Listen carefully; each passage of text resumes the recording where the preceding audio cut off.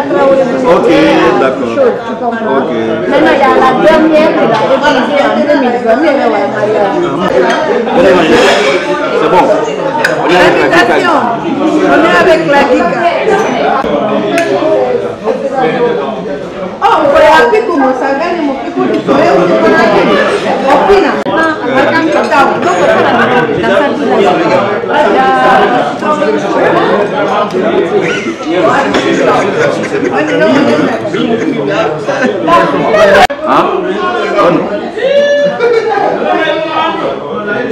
Ano kanyami ang hari. Oke, premier Jamia là si tu veux alors. La cuisine de la famille.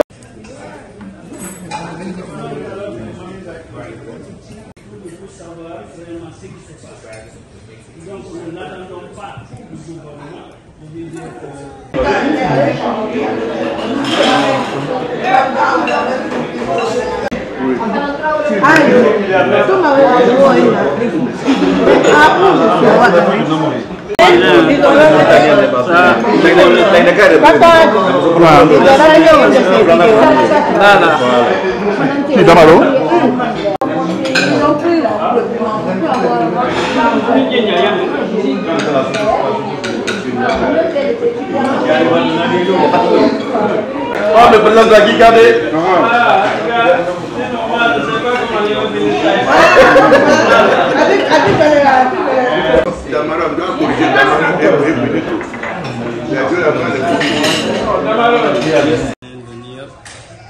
Nous sommes là aujourd'hui, juste après le passage du président de la 78e édition de l'Assemblée générale des Nations Unies. Nous, la GICA, je veux dire le bureau exécutif, nous avons jugé nécessaire, vu le nombre de journalistes qui est là et ceux qui sont là, les journalistes avec lesquels nous travaillons, nous avons jugé nécessaire, c'est une opportunité de faire du networking. C'est comme on dit souvent, c'est une rencontre d'échange. Non seulement pour vous expliquer un peu peut-être les activités dont nous faisons, mais aussi et surtout passer en revue en général comment les événements se sont déroulés pendant, disons, les 3 jours ici à Nice. Peut-être pour vous c'est plus que 3 jours parce que vous êtes journaliste, donc partout où on vous appelle, vous partez couvrir l'événement. Donc c'est juste l'idée là qui nous anime. Mais surtout, c'est cette culture de vivre ensemble. Parce que vous êtes tous journalistes, il y a certains qui sont là, certains qui sont venus de la Guinée et nous qui sommes là. C'est très important qu'on échange et puis qu'on se connaisse parce qu'on se complète.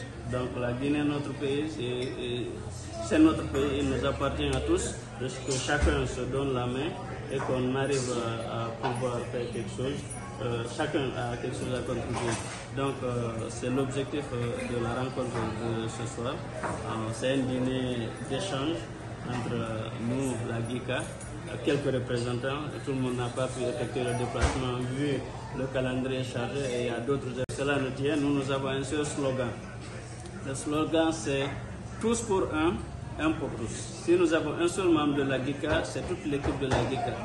Ou bien sûr par défaut, si nous sommes tous là, c'est toute l'équipe de la GICA. Donc une fois encore, merci d'être là. Donc merci M. Sanassa de la question de savoir quelle est la participation de la GICA. Depuis que l'ambassade ici a su que le président effectue le déplacement vers New York, l'ambassade nous a conviés à une rencontre. Nous, la GICA, New Jersey et l'Union des Guinéens de Connecticut de M. Lamine Keita. Donc alors, nous nous sommes rencontrés, ils ont expliqué qu'ils voudraient bien avoir une rencontre entre le président et la communauté guinéenne. Donc, nous avons collaboré pour la réussite de l'événement. C'est-à-dire, comment est-ce qu'on va faire le planning vu que c'est un président qui se déplace et que c'est la session de l'UN, la sécurité doit être renforcée et on le sait, on ne peut pas déplacer un président dans les bureaux actuellement. C'est le protocole qui ne le permet pas. Alors, le goal c'était de chercher les Nations Unies où la sécurité est vraiment assurée pour pouvoir organiser. On aurait vraiment bien voulu que ça soit une place de plus de 500 à 1000 personnes pour accueillir toute la communauté guinéenne, parce que ce n'est pas seulement New York nous qui avons reçu, mais tous les États environnants sont venus participer à cet événement. Mais vu que le nombre est limité, on a dû, nous au niveau de la GICA, nous travaillons avec les associations de base. Vu que tout le monde ne peut pas participer, alors nous avons contacté le président des associations de nous envoyer des représentants. Donc, avant, c'était prévu que le gouvernement ait 100 personnes, nous, la communauté de 3 États, 100 personnes. Mais nous avons pu négocier avec la délégation par le biais de son Excellence M. Paul Gazoumanegui pour qu'on ait plus de nombre de personnes. Au lieu de 100, qu'on ait plus de cela. Alors, c'est chose acquise et il a remonté l'information, la demande au niveau de la délégation et nous avons eu bien...